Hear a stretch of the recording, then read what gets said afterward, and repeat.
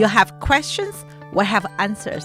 This is Jane Miller. And this is Ken Miller. Welcome to our show, all about real estate with Ken and Jane. So this show, Jane, we're going to talk about showing options for residential homes and condominiums. And that's quite an important thing because when people, a lot of first-time people that list their home, they're confused about how the showing procedure works, what options they have. Do they have to be in the house? How is the house secured? How is it shown? Are you present? Is the list agent present? Who's going to be walking in my house? How am I going to be sure that my valuables are protected? I have pets. There's so many different things, and we thought it's beneficial to devote an entire show to discussing about the options available to the homeowners for setting up their showing. And I'm going to turn it over to you, as you are the showing queen.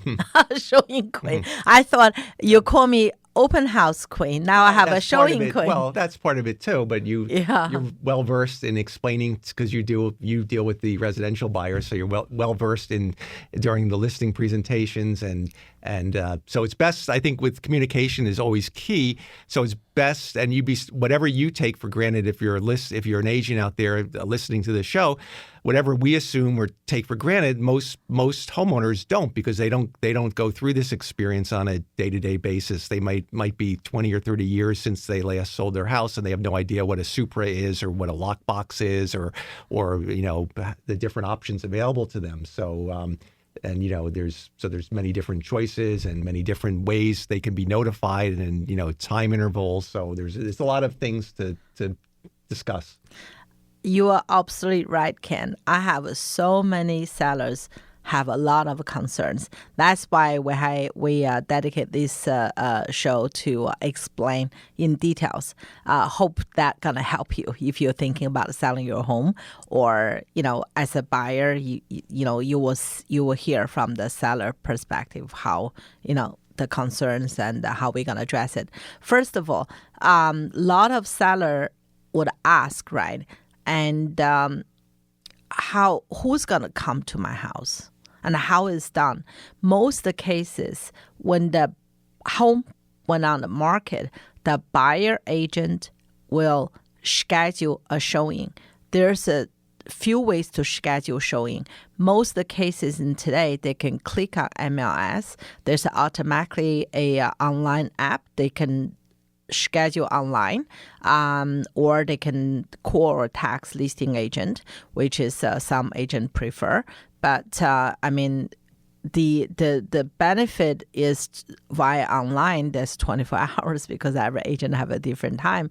But the company use showing time as doing so. Showing time, the automatic one, I think they come during the longer hour, the office hour, probably 8 a.m. to 8 p.m. You have a live agent to make a showing. They will check the buyer agent, make sure they have a license before they schedule. Once they schedule, they just send to the seller via a text or phone call or email. Is to the seller preference.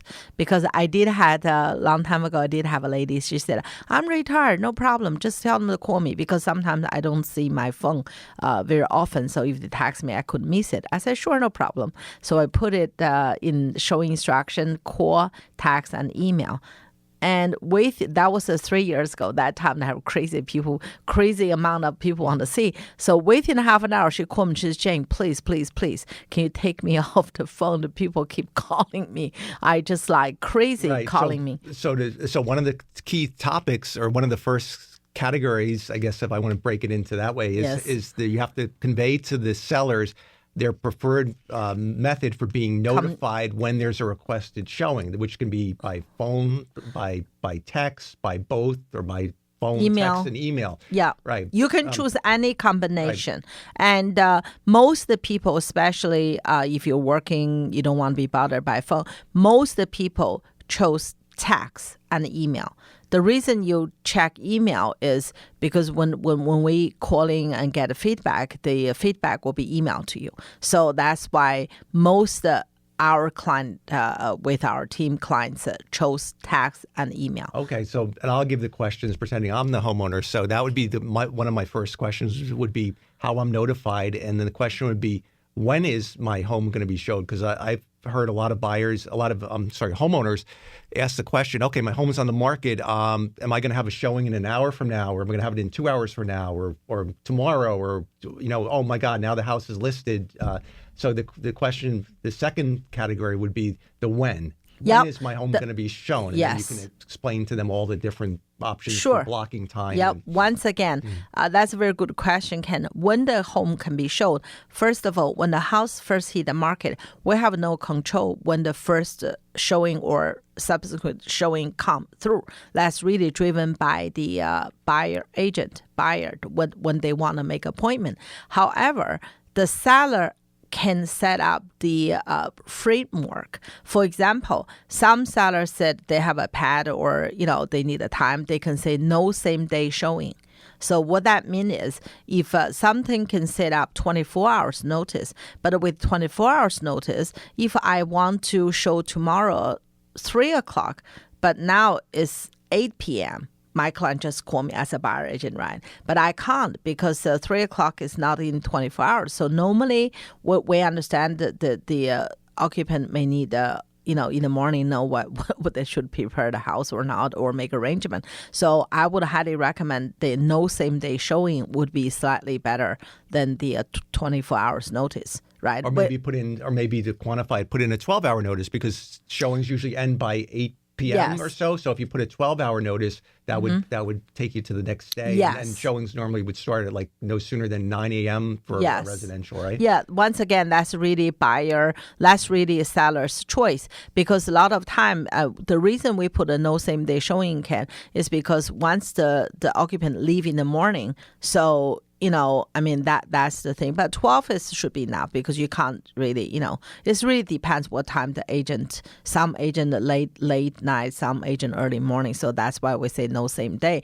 But once again, talk to your client, talk to your agent and to set it up. Second. How about, I was going to ask you too, in the when, let's say I have an investment property that has tenants in it. So With a tenant, normally in the lease always have 24 hours notice. So we would ask tenant would be okay if we change to no same day showing.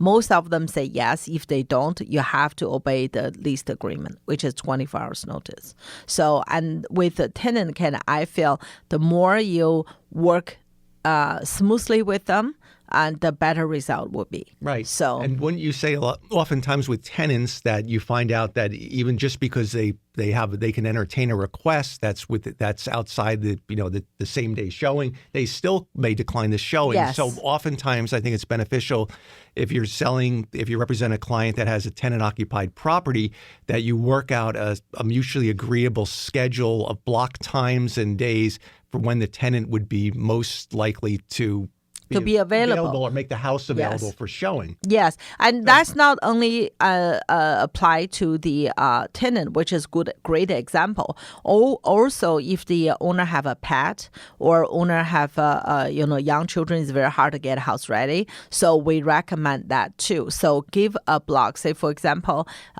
Monday you could have 3 to 6, and Tuesday no good. Wednesday maybe from 10 to 1, but always make sure have some evening, and especially the weekends, you have to be available to show the house. And with the tight schedule, if people have very, very hard to organize showing, I always recommend to have open houses on the weekend.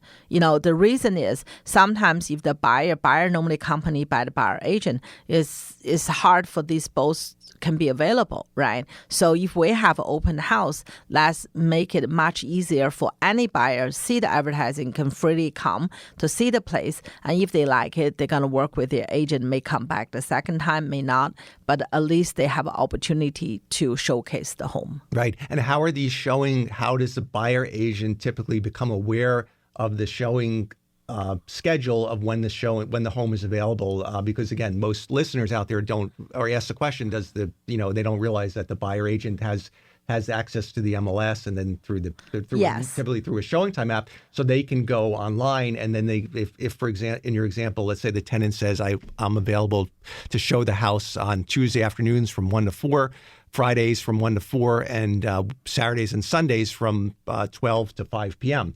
So what would happen with the appointment, if the list agent is using like a showing time or appointment center, the center Block would set up, out. would block out the other times and list only the available times. And another question I guess we can get to it, would be allowing overlapping showings, but that's another. That's a very good question, Ken. In the past, before COVID, we always allowed overlapping showing, but after COVID, we try to not allow. Now we back to the no more. It's up to the agent. Some agent allowed overlapping, some agent don't. But for me, if it's occupied, regardless of self-occupied or the tenant occupied, I normally don't allow overlapping because I want to give the buyer the privacy to see the house, and also respect not too many people in the house at the same time. So that's individually depends on the owner and the listing agent have to make the decision. But for me, if it's occupied, we don't allow overlapping. Okay, with that, we're going to take a short break. We'll be right back after these messages. Okay, welcome back to our show. We're continuing our discussion on the showing procedures when you put your home on the market. So we covered the when and some of the scheduling considerations, especially if you have tenants or homeowners that have small children and pets, and you can block out times for when it's most convenient for you, and then the buyer agents will make their requests accordingly. Now, another common question, Shane, that the homeowners are going to ask is who's here when my house is being shown? How is it being? Who's here? And let's put it together with the question, and how do they get access? Yeah. How to get access? That's a good question. So there's a few type of things. One is the owner or occupant tenant provide access. That's one. This option, I think, is rather hard for the occupants themselves, because in case the agent running late or you have to wait for them and so on and so forth. And I always highly recommend the owner allowed to put a lockbox. The lockbox is two type. One is the we call them super, is electronically controlled. With this kind of box, I think is much safer because the agent used the app to access, and we have a record who was there and how long they were there. All the information is there. So God forbid if anything happened. Or if the key is lost. Lost or anything, who didn't leave the back door open, very easily we can get a report. So we can pinpoint who was the last one showed. So, or everybody who showed, it's not only last one, they give a full report. So we can quickly identify the agent. But if you put a combo lockbox, that's hard, because combo, if the person said no, even though I said showing, but I'm sorry I didn't show up, there's no way you can prove who did what unless you had a camera in house. So that's why we always put the electronic one. We call them super lockbox. And do you recommend, as a list agent, that taking the time, is it valuable to have a second copy of the key? I mean, you've been in the business for many, many years, and you can see there's always that one case where I experienced it, I think, from one of your listings, where an agent had the key, and the key had nothing but the key itself, and there was they were in the deck, and the key fell in between the deck, and then it became arduous to get it from under the deck. Yeah. Or it's always going to be Murphy's Law, that one thing where the key's going to or it gets lost or it gets left inside the house, and then you don't want to have to bother the owner. And so if you have, with the owner's permission, if they allow you a second key to be in the custody of the list agent, or put on a combo box that the list agent has, then it saves a lot of potential headaches. Yeah, but once again, Ken, anything you do, you have to get a permission from the owner. You can't just, if owner give you one key, you can't turn around and make a copy. No, you have to ask owner permission to take a copy. And but if such thing like you said, right, the key fell in the crack, you have to let owner know. It's the owner's decision. They want to get locksmiths change the lock just for safety, or they say nobody can get it. It's more safer than the key actually in anyone's hand. So that's the owner. Our agent job always report. We don't make decision. We report. We advise. But the owner have to make final decision. And now recently there's a other type of entrance, Ken. Which is the keypad, right? A keypad, right. Yeah, the keypad. Owner can set up, and I think with that, the owner can set up a temporary code from their keypad and give access, and then they can disable that code whenever they choose to. But that's a nice way to do it. And as long as the battery on the keypad is good, working, you should have any problems. But sometimes the keypads can be a little tricky to open, and that's why if you're doing that method, it's highly recommended that the list agent have very simple and clear instructions exactly how to open it and exactly how to lock it. Most of them are pretty easy to lock, but some of them can be a little bit tricky to open. Yeah, that's right. And then here's another question for you. So, okay, they're in the house. So if a homeowner says, okay, I've got a showing at 1:30 or between, well, actually, wait, we have more questions. If the showing window. And so the homeowner says, the showing window is from 1:30 to 2:30, which is typically, they may set up like a 30-minute window. So the homeowner sometimes will call and say, Jane, it's like 2:10. It's 10 after 2. They're still in the house. I thought the window is from 1:30 to 2 o'clock, so they should be done by 2. But explain to them in the real estate lingo, that doesn't mean they're done. Once again, the all good question, Ken. That's often, even though I explain to them during the listing, they sometimes, as you know it, we do it every day. But for them, if you give them a lot of information, you can't blame them later on, have more questions. So that's our job to explain. And if we used to allow 1 hour, now we shorten it to 30 minutes, right?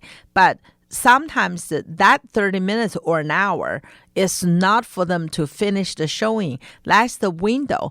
Allow the buyer agent and the buyer get to the property. Think about it. A lot of time, right? If you're showing 3 houses, 5 houses in different township, okay, you have to get from A to B to C to D. And every buyer have a different, habit, whether they go faster, they open the door, they see yes or no. Some just want to open every closet, want to see, and then they want to take a time. So sometimes also the traffic, you could stuck in the traffic. So the time is really hard to be controlled. But most agents, they should call. If they're late, they should call either the listing agent, but better call the showing time. If you have your appointment done through the showing time, you better call the showing time to advise it, because otherwise, if you call like now, right? If any agent call us, we in the studio, so I want to be able to get the message after we leave here. So if you're running late, I wouldn't know. So best if you made your appointment through the agent, you call the agent. If you made an appointment through the showing time, you better call the showing time, because their agent in the showing time can contact owner, advise them the changes, right? And coming back to your question, that's the 30 minutes or an hour, whatever the allowed time frame is for them to get there. After they get there, and the showing can be longer. Can be anywhere from 5 minutes to a half an hour to an hour. Yeah. Right. And that's it all depends. There's nothing scientific about a showing. It depends how they like the house, how quick they go through it. Some people, and you can't necessarily, sometimes the people with cameras might say, oh, Jane, they're sitting. I think that one story where a homeowner was watching the showing through the cameras they have set up, and she was complained to you initially, thinking that, oh, they're sitting at my kitchen table chatting. Why are they wasting the time? They shouldn't just be chatting there. I don't know what they're doing. Why are they just sitting around and talking? I want to get back in the house. but you can tell the rest of the Yeah, story. and then they were discussing about making an offer. So a lot of time, right? I mean, I understand it's a very inconvenience to the owner, but at the end of the day, we look at the result. We want more people interested in our house. The more people can see the house, the more opportunities for the seller there. So, I mean, I totally understand the pain. So that's why the block schedule and the open houses will alleviate, a little bit more of that. Every day, different people have different time. So that's and why. that's a very good strategy also, especially, I mean, for all homeowners, and also especially the ones that are tenant occupied, to have agree to get an open house on the books at least 1 weekend day, and sometimes even a weekday afternoon or weeknight that tenants you've hosted based on a tenant schedule, so that way the people that need to see that home or that unit can get there during that time. Because if you have a set block time, people when they make a appointment, they can see if this week not available, what's next week available. The hardest thing is if every week you change, that's making it very hard for the buyer agent. Therefore, that's going to hurt the showing. So I think the block showing is okay. But if you're constantly changing, if your work schedule is constantly changing week by week, which we had that before with some of our clients, they really did nothing. But then what you do in that case is you modify the showing instructions on a weekly basis. On a weekly basis, yeah. But that's really make it harder for the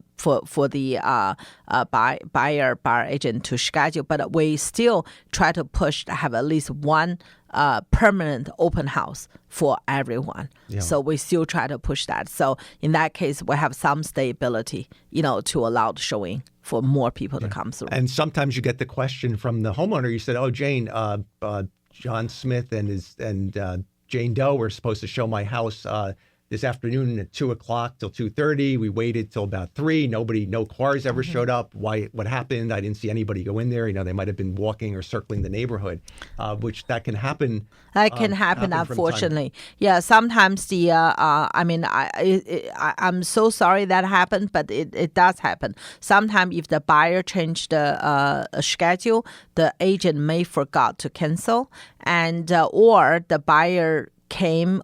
An agent came, they didn't like the neighborhood, they decided not to go, or they didn't like style of the home. But that's really most shouldn't. Cases, the professional agents will always kindly cancel it and just say sorry, didn't fit their requirements. Yeah. And most of the time, I'd say most agents are pretty good. So if they have an indication that the buyer gets sick or has a family emergency, they will notify the appointment center. With the details and the cancellation notice. So. Absolutely. And for the homeowner as well, if your agent use a showing time app, if they don't show up or something, you can obviously welcome to call your agent. But like I said, you can also call the showing time because they would be quickly to call that agent. Say if you call your own listing agent, like now, if my client calling me, my phone's off, we're in the studio. So if you call showing time, the showing time can try to get in touch with that agent as soon as possible. But I'm sorry that very rarely happen, but sometimes it can happen. Okay, here's another question, Jane. How are they going to go through my house? I have carpets. I have hard, beautiful floors. I don't want them bringing the dirt and the things from the outside. I want them, to respect the home as if it's their own.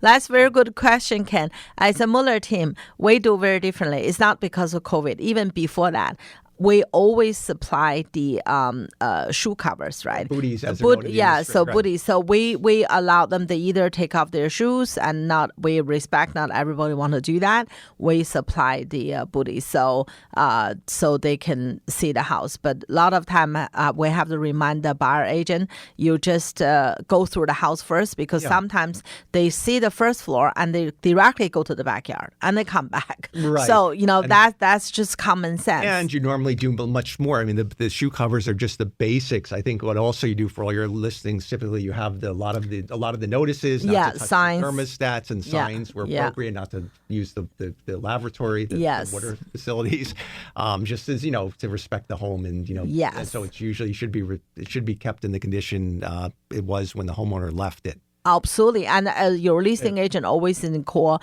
I mean, like myself, always talking to other agents. So to make sure everything's done professionally. Yes. All right. We hope you enjoyed the show. That's all we have to say about showing time and when you show your house. Yeah, but just check with your listing agent how the appointment has been confirmed, because certain companies they don't use showing time. They don't want to, either don't want to pay for the fee, or they just prefer they do themselves. So that's really, regard the reason, some agency still want to do themselves. So when they do themselves, the downside is if they're not available, I mean, nobody available all the time. They have other appointment, they have the things. So that's the only issue. But we, as a RE/MAX, RE/MAX First Realty, we use a showing time. So we don't want to miss showings opportunity for our client. Yes. All right. That's it. We're out of time. Hope everyone enjoys the rest of the weekend, and we'll see you next week. Thank you.